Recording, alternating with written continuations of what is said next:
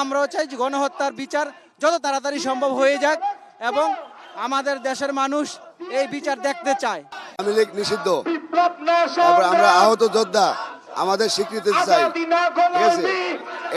এটাই হলো আমাদের মেন চাওয়া।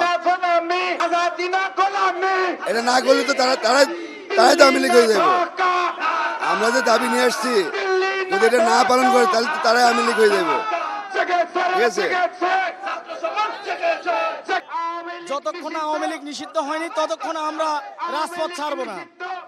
অল বাংলাদেশ আমরা আমাদের আন্দোলন কার্যক্রম আমরা চালিয়ে যাব এবং আহত যোদ্ধাদের স্বীকৃতির জন্য আমরা সবসময়ের জন্য লড়ে যাব যতক্ষণ না আমরা স্বীকৃতি পাইনি।